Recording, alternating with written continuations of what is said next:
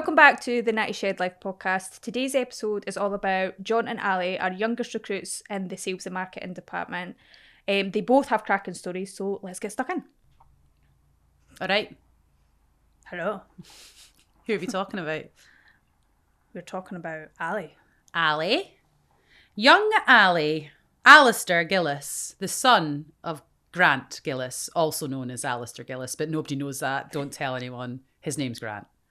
But Alistair works in the sales and marketing department, and he's recently become a sales consultant. The official sales consultant. Official sales consultant with his master in Jedi, Kieran. So they're a good partnership, them two. Ali's been with us for a fair while now, actually. If you think about in terms of where he started, work experience, doing a Saturday, helping out where he could. But we kind of mainly sort of just left him on the Saturdays with Kieran at the time, the other sales consultant at the time, Cameron, and that was their sort of little thing. They were showing Ali how things worked, but actually, as it turns out, in most cases, Ali was showing us how things worked. And then you were thinking we needed more help in terms of our department. It was starting to grow. So what did you want to do for Ali? So we really needed help with admin at the time. So we're needing a sales assistant essentially, but there's a lot of admin involved in the sales side of things. So we wanted Ali to get involved in that, and like it kind of naturally progressed like that for him as well. And he got his head down and got on with it. And he was great at it, and you could give Ali any job at all, and you could say, I want it to work this way, that way, whatever way that is that you want, or you could say to him, I don't know how to figure this out, can you figure this thing out? And off he goes, and he just does it, and it's done for you. And he's really smart. Yes, he is really smart at what he does. And at the same time, like, I love Ali because he's the kind of guy that he's so laid back, and he reminds me of his dad, Grant, but even more so. Like, he's even more laid back, and Ali says things that when it comes to jobs, there are certain jobs that aren't great. Aren't they great? They're a bit what? Shit. Yeah. And Ali just says it how it is. When we're in our stand-ups and stuff, he'll say, yeah, that wasn't like great, but he says it in his Ali way. And he just says what's on everybody else's mind, and he makes me laugh when he says it the way he does, but in his laid back way. But yeah, he came in, he started doing admin stuff, he took on some challenging work as well, like even just like for how young he is and speaking to customers, like down the phone specifically, face to face. Like you hear a lot about the social aspect for young people can seem quite scary. But for Ali, he just got stuck in. Like he faced it and off he went. So yeah, that's where we started with Ali. Yeah, in his sales assistant job. Yeah. I think like when we came into the end of last year, because we've obviously had a lot of change in the business in terms of our markets and what type of buildings we make. And there was a little bit like sort of uncertainty of like what the best plan of action would be for the sales team being so small, but also having such a massive workload on it. And I think when we were at the start of this year, yourself, me, Kieran, and then we had Ali. Yeah. I think at that point when we were faced with the prospect of having to recruit again, we were like, we really don't want to upset this, because what we've actually got going on here is flowing just fine. Like, you are doing triage from afar. I'm actively helping Kieran face to face with customers. And then we've got Ali training up, basically. Yeah. Whether he knew it or not, we were conditioning him. And it gets to the point where Ali just starts to become more and more important, and that we need him more and more. Like, we're relying on him, and also relying on him confidently, without fear, knowing that Ali's actually fucking got it. Because the way in which Ali conducts his work is the learned pattern that we have at G&M. And I think it comes because we're like manufacturing background, is that we will retry and redefine and refine a process over and over again until it becomes exactly what you want it to be. And I believe that the mindsets of all of us, regardless of whether we're making a shed or we're selling a shed, are the same. Like, it's all about quality control and checking each other's work all the time. So I think we're really good at that. And we're also good at giving and receiving feedback when we're inventing new things. And that's the luxury that we have at G&M, is that we are a growing business and we get to create new stuff all the time, whether it's processes or buildings or specifications. You know, we've got endless supplies of creativity, and that's really sparks the imaginations of the folk that work here. We're all very different, but all have similar qualities in that sense, I think. And Alistair is no exception. Like, he is a creator. He loves to see how a process works or understand what is going on in a much bigger sense than just the task that he's been assigned. He loves a why. Why is it happening this way? And the automation things that Ali has involved himself in to a self-directed way. Like, he's taken on the challenges that you've given him and he's totally ran with them and he's made them his own.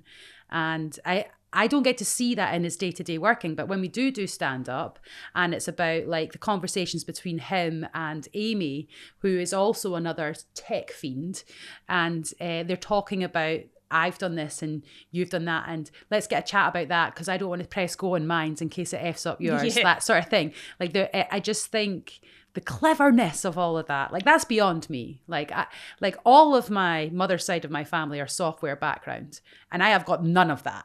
Like, absolutely none. So when these guys start talking about that sort of thing, like, it blows my mind that I have access to these clever people, and they are building my business to be able to perform exceptionally well. So Ali's very much part of that. But I think this year particularly, he has shone along with Kieran, and Kieran growing. So when we talk about Kieran and like his glow up and everything that's come to him this year, part of that has been Ali, because he's had Ali to teach and he's had Ali to lead. And Ali just happens to be a complete exemplar of everything that Kieran wants in one of his staff members. So when we think about poor Kieran going down the recruitment rabbit hole yet again, if he could actually just physically clone Ali, and that would be morally okay, like, Kieran would sign that off in an instant, because that is exactly what he needs. But with Ali, he is just at the very start of what could potentially be like his career in life as well, not just G&M, because he's studying right now.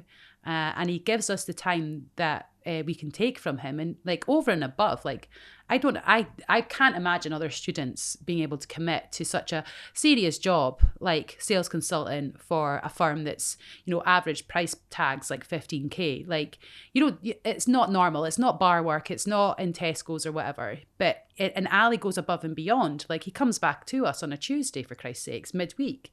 Surely he's just meant to be out in the piss at that point. Like, it's wild that he commits to us the way that he does. So he must love it. I can only assume. I'd love to be able to ask him more, but with Ali, there's always a humour to go along with it. So yeah, I'll always end up having the crack instead.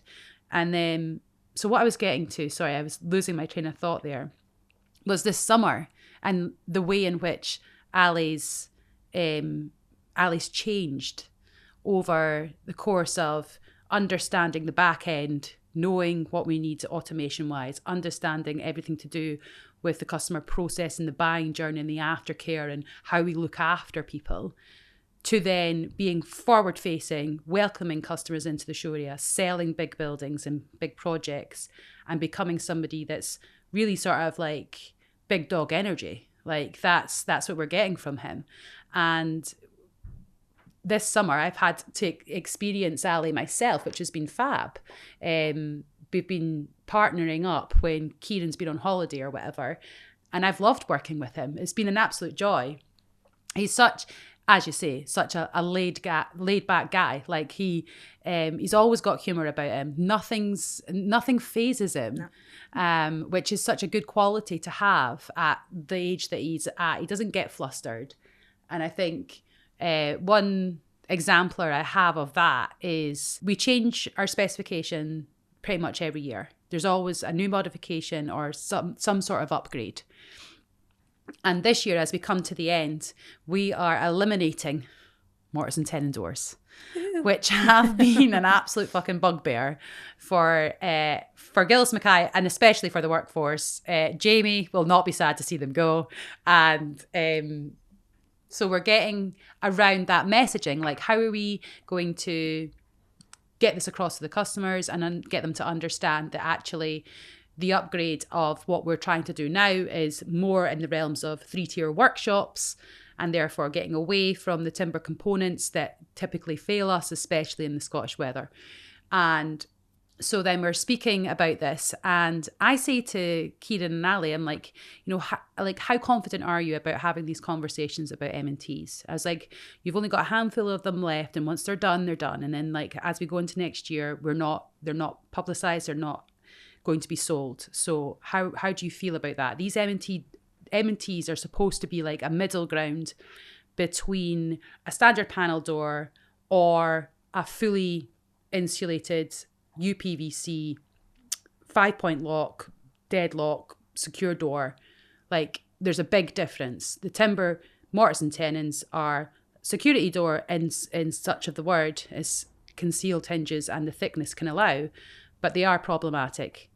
And that's why we're getting rid of them. How do you feel about not having that as an option for your customers anymore?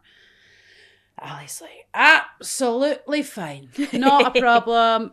Nope. No problem at all. Absolutely fine. He has no issues about not selling mortise and tenons. And I believe that for Ali, that comes from a place of knowing that it's not the best option. Mm. And he's like, I can't wait to not have to have that on my conscience anymore, knowing that a mortise and tenon door is going to need adjusted at some point. I don't have to have that in me to think about that whilst the customer's asking whether or not they should have one. He said, can't wait to get rid of them. I don't care if they want a middle ground, cheaper option. If you want something to do the job right, this is what we've got instead. He's so happy about it. And to see that sort of like, I want to say ownership, and I don't even think that's the right word, but it's just like, it feels like it's ownership because it's like he's responsible for selling a building and he feels that like it's his name that's on that order form. And that's a big deal to me. That's a big signifier when you work at Gillies Mackay, is if you can really take pride in your work and, there's like, if there's a possibility that something goes wrong and it's got your name on it and you feel that, that's important to me, like for them to really own it. So that was a good signifier for me. But regardless of that, throughout any form of communication with customers, Ali's always on top form. He's very clear, doesn't get himself in knots, knows his limitations in terms of information too. So he can sell a BGR, but if there's any point of that Blackstone garden room complexity that is beyond his remit, he knows when to stop, he knows when to ask more questions, he knows when to pass on. And that's exactly what I need. That's the level of trust that I can have within him, knowing that Ali will not fuck it up because he'll check first. Yeah. Yeah.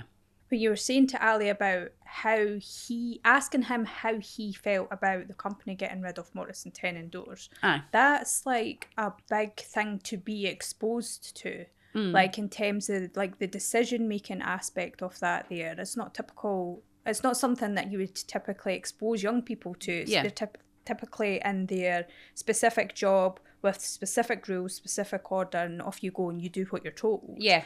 But in the sales and marketing department specifically here, they are getting so much exposure to the business itself and everything that's going on, and being able to get involved in the decision making because people like yourself or Amy or Kieran allow them to get involved in that decision making. And I think that in itself grows their confidence and say, oh, I'm part of this too. I get to have a say in it. Yeah, and that contributes.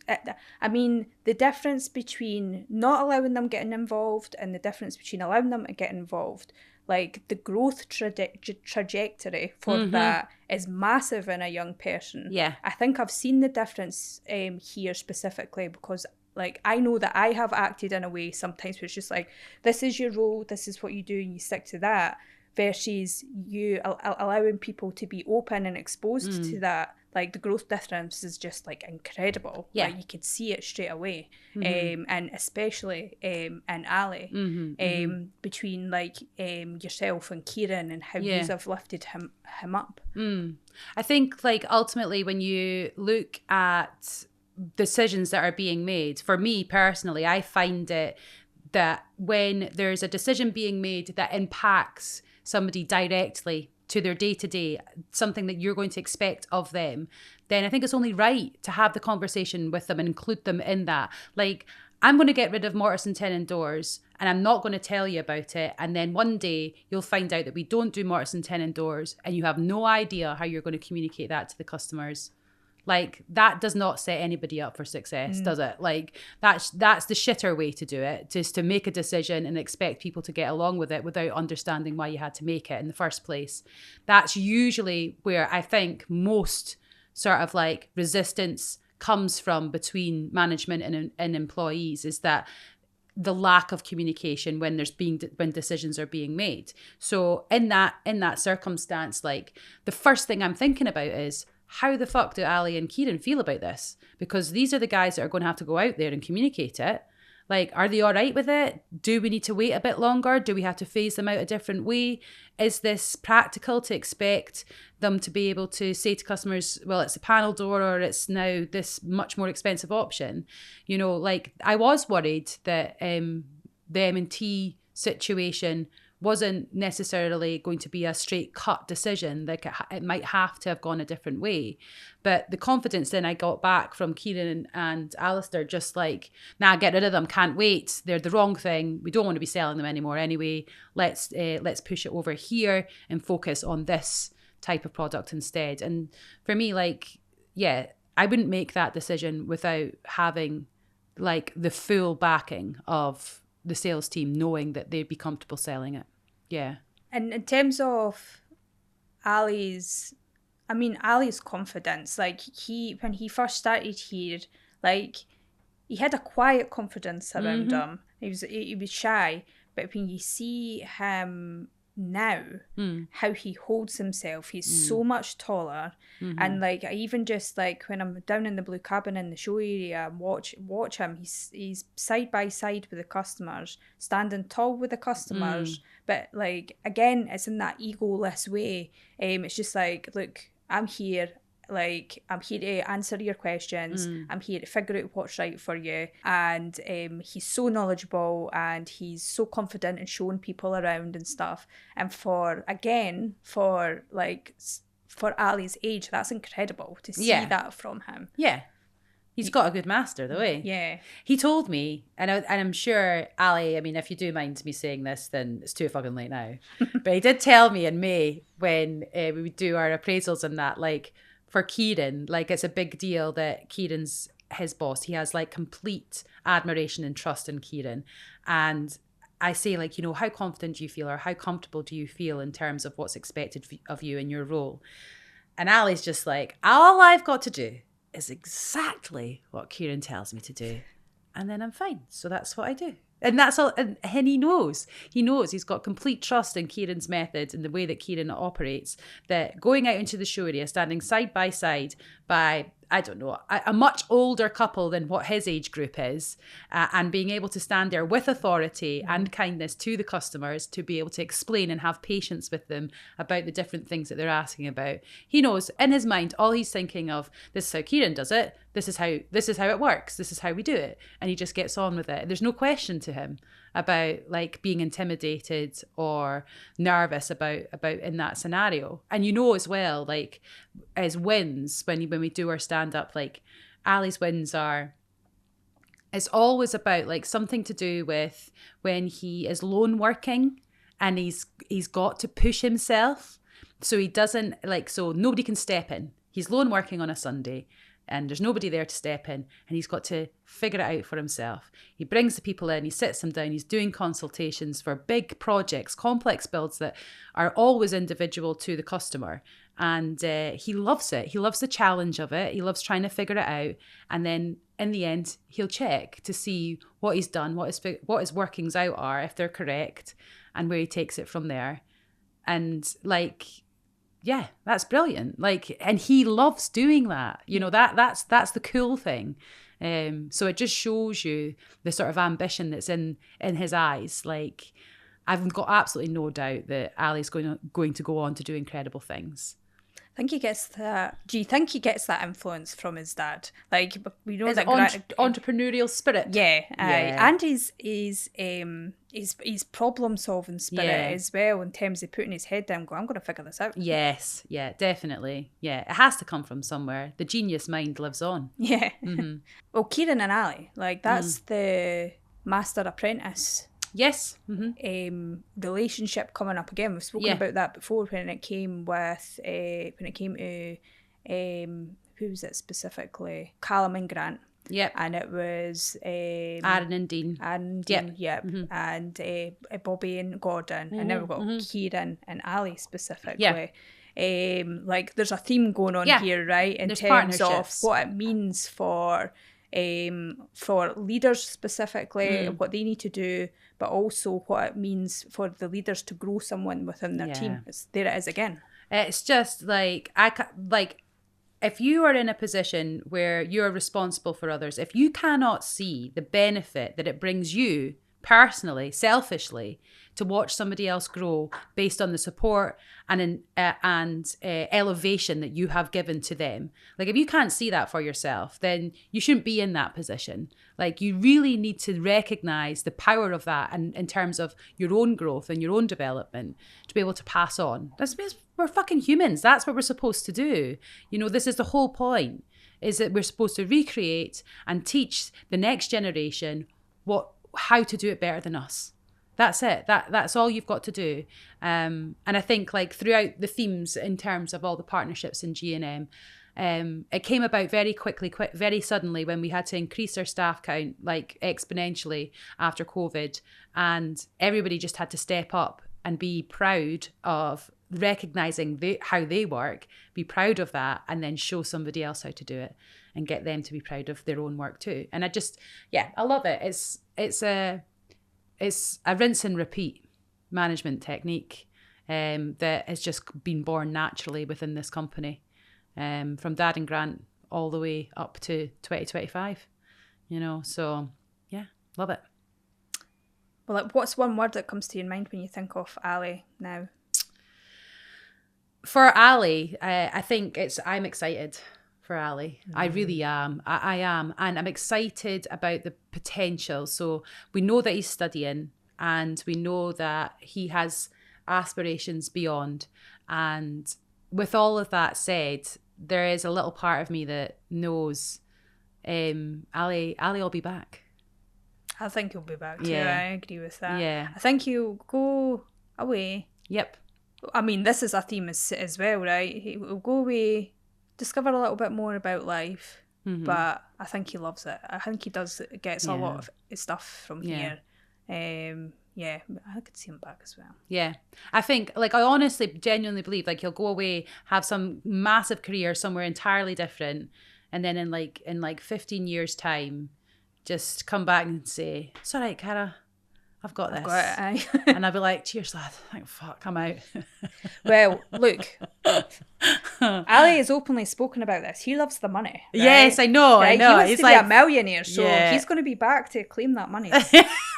What, to say that we've got the million? No, I think he'll go and make his million first. Let's be honest. Yeah. This is a non-profit organisation. For fuck's sake. Ali, I mean, yeah, good. That's good. Like, he's a great guy, absolutely fantastic guy, confident guy. He's done amazing. He's going to do amazing things. But before he does any amazing things, he's got a wee pal that he's got to look after now. Yeah. Who's his wee pal? His wee pal. So we've got Ali Gillis, Alistair Gillis, and now we're talking about John Mackay. Wee John. Junior. Yeah. Wait, no, what's all his nicknames? Next name, right? Yeah, Right, fire let's away. go. We've got Wee John, Wee John, John Boy, John Boy, Johnny. Johnny. Yeah, Yeah. that didn't really catch. There's JJ, Oh, JJ, yep. and there's Baby John, Baby John. and then there's John Junior. Oh, yep. Yeah, so That's a lot of nicknames. yeah, they've been trying them out. We've been known for the Yeah, nicknames. yeah, trying some new nicknames out for John. Yeah, and then we'll revert back to our normal names eventually. Yeah, well, so we think anyway. So, yeah, John's the new recruit. John is our new recruit. He has come on in under Amy. So Amy was looking for someone who could take a hold of administration duties in terms of the marketing department, along with the social media, looking after a lot of automation going on there in terms of like background technical stuff. Again, out with my realm. Honestly, they're going to be cringing at me describing what the fuck they do. You imagine them like, oh God, Kat, you don't know anything. I could just see John's wee face now. So so there's a lot of technical shit that goes on, right? A lot of software that needs to be dealt with, and I know that Amy has found her absolute kindred spirit when it comes to this sort of thing. Her and John are basically the same person when it comes to sorting out this sort of shit. And they get on so well. And I'm so happy about this because it's really nerve-wracking for me being so close to John. So I'm John's auntie. And he's a big deal in my life. He was my first niece or nephew, and I've loved him since the day he was born. He's such a special child for me. And if my other nieces and nephews are listening, well, buck up, eh? Come on, get a grip.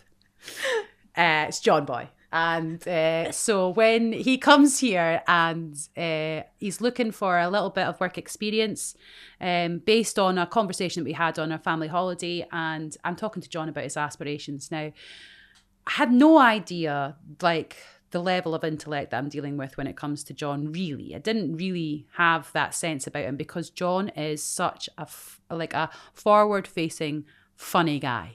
Like, he has got a great sense of humour. He's good crack. He makes everybody feel comfortable. He's interesting and he's also interested. So to see a deeper level to John, I wasn't really aware. I wasn't really sure what was going on in terms of his like adolescence, like where he was wanting to go next. I do obviously recall a couple of summers ago, my brother Ian, John's dad, being like, I want this boy to have some hard graft, get him down to the sheds, make him get up at the crack of dawn, don't give him any lunch, make him work hard. Like, he needs to know how to work, blah, blah, blah. So like there was a summer of John helping out at the work, at the sheds. And true to John's form, like, you know, he had good crack, he enjoyed himself, but he was no way at all interested in working hard. John does not work hard.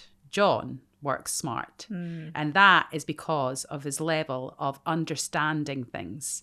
So like, this boy will not settle for the first answer. Very similar to Amy, and we'll talk about Amy in the future. But for John, the first answer is not good enough.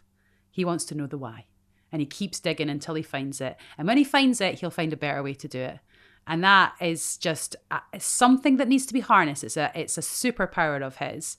And I know that it's exciting for Amy and for her to have this level of enthusiasm in one of her employees. Like, this is a big deal for her, and the prospect of what that can be for the future. John's only been in his formal role since September, you know, so like it's very early doors, but the moves that he's making right now in his department and the calmness that is coming over Amy in terms of her responsibilities, because she has a hell of a lot on her plate. Yeah. She has such confidence in John, and obviously Soph, and we'll speak about Soph in the future, but I can see it, that she is like really coming into herself because of the people that she's leading now. And John plays a big part to that. And it was funny when we were doing the recruitment for John, because I was nervous about the fact that he's my nephew, and there's a heavy link there, a heavy responsibility.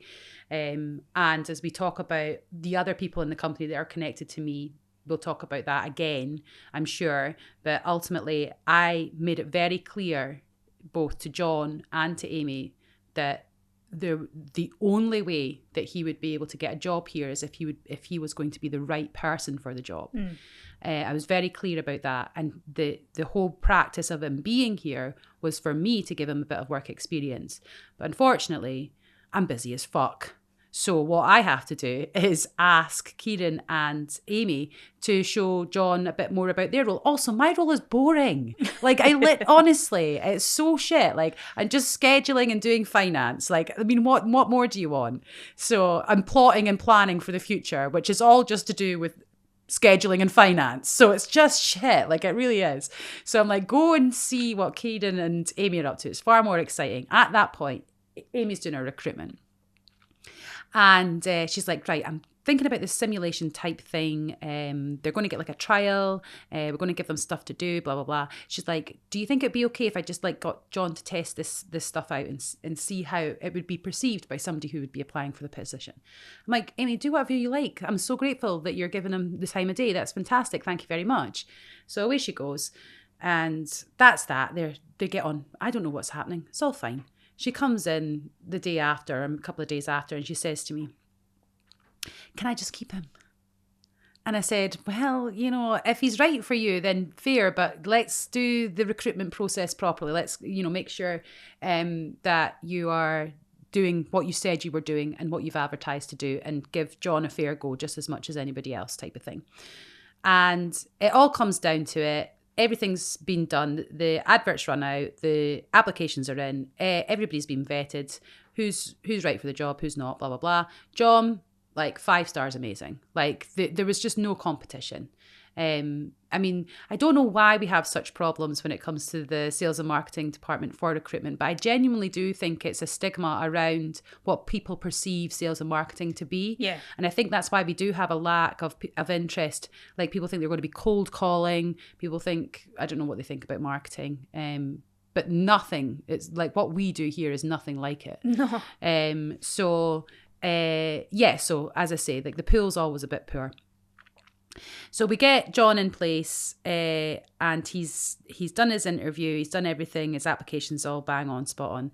And Amy comes to me again and she says, am I struggling with the fact that the decision is easy and thinking that it should be hard, or is the decision easy because it's right?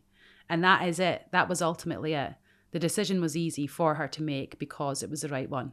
And I'm so proud of John because I got to see him in a light through somebody else's eyes too. Yeah. And he's still great. And he's still my favourite. Yeah. So that was really, honestly, it's so humbling to see. And like, obviously, like, me and my brother are close. And, he asks, how's John getting on or whatever. And I see how he communicates with all of you. And and when I read anything to do with John on Basecamp, anything that he's done, I'm just like, God, he sounds so much like his dad.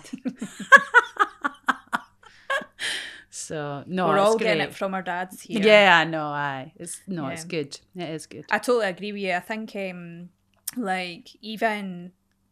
being in the distance from the sales and marketing department, I don't see John often, but I feel like he's came in like a bolt of lightning. Yeah. And I feel his humour. Mm-hmm. He's hilarious. He gets that from me. Yeah. And he's like, it's like he's been here forever already. Mm-hmm. And he's like, I do feel him making other people feel comfortable as well. Yeah. And like John will sit and I've had messages for John where he's been curious, he's asking about things and stuff, or he'll send a meme in a message, and I'm just like sitting at home like bursting out laughing, like I've not laughed like this in ages type situation. And he's just he's so easy to get along with, but I do feel his smartness. I could see it, like when he showed me we have an issue with photos and trying to track photos and we're still working on it. Sending everybody insane. Yeah. And he's come up with this invention, and I can't remember the name of the invention, but he might be happy about that because he wants to, what's that word? Patent it. Patent it, that's it. So I don't know, but something 7,000 in D. And I love his creative mind when he thinks it like that.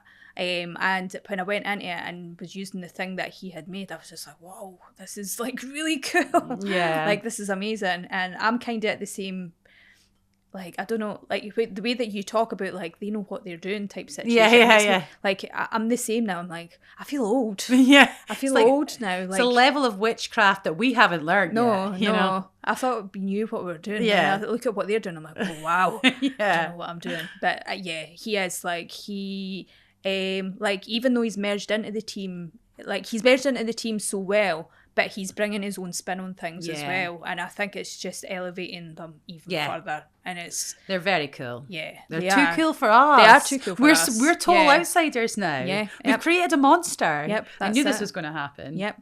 That's it. It's by design. Mm-hmm.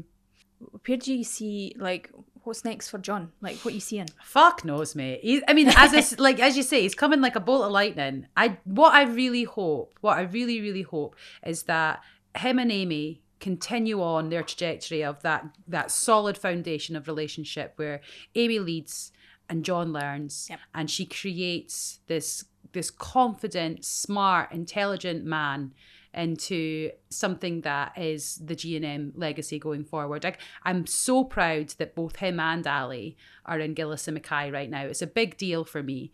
I've luckily had Soph on board for a wee while, Soph, my daughter, and I get so excited about the prospect of third gen, and see when I see the three of them sort of like conspiring together, and they're just like, they're laughing away, like they're just be making cups of tea or something, but they're hilarious to each other too. I love it. I love the unity that I feel when I'm in that office space. I sit in my place, it's serious as fuck. You go over there and they're having the crack, they're so good to each other, getting to do the fun stuff, and they've got the best teachers, Kieran and Amy, just shining, the absolute shining out of that office is just beautiful. I love it. That's what I want. That's what I want for the future, and I want it to continue. And I hope that they stay happy and they enjoy the process. So imagine in the future, hypothetically, okay, John and Ali are in leadership positions. Yeah. What do you think that would look like? Well, I'd be like, yes, I was right. First and foremost. I'm in a hotter climate. I've got a caftan on. I'm drinking a cocktail and I'm thinking, wonder how the boys are getting on. And I get the, it's not a hieroglyphic. What did you call it? The hologram. Oh, yeah. Get the hologram of them up. Yep. And I say, right, lads, how's it going? What are you up to? And they tell me about all these amazing things that they've done with the company in terms of advances. It's always technology-based, of course, because they're complete geniuses. And everybody is building the best possible specification of shed available, because money is no object. In fact, money doesn't exist anymore. That's right, yeah. And the buildings are renowned for everything that we ever wanted them to be for. Everything has gone perfectly, and they've got an amazing support team of all the OGs in Gillies Mackay who now have their own Gillies Mackays all across the world. And Gillies Mackay is actually world domination. In fact, we're in charge of the world. That's right. I forgot that bit. And yeah, I just see like this aspiring future of stuff that is well beyond my dreams. Whatever I could have achieved, these guys, I know that they can do it, because that is the whole purpose of them being the third generation. And I don't just limit that to John and Ali, you know, like this is for the entirety of anyone at Gillies Mackay who is willing to take it on. Don't stand in their way. Let them get the fuck on with it. There's so many cases of succession where parents of organisations just can't let go or can't get out the fucking way, and they stifle what could be the potential of what's next. See it, nurture it, let it fucking grow, let it take over, and then get yourself a Barbados. Yeah, that's what I see. I see a beautiful future for the generation that's next. I can't wait. Sounds good. Yeah. Right, that's us done for today. Yes, it is. Yes. Thank you very much. Thank you. Appreciate your time and energy, Nicola. It's always a pleasure, never a chore. And remember to like and subscribe to the channel. Ross told me to say that. What else can they do, Nick? Can they send us an email? Oh yeah, to hello. Yeah? hello at NattyShedLife.com. Perfect. Beautiful. Love it. Ching. What a natural.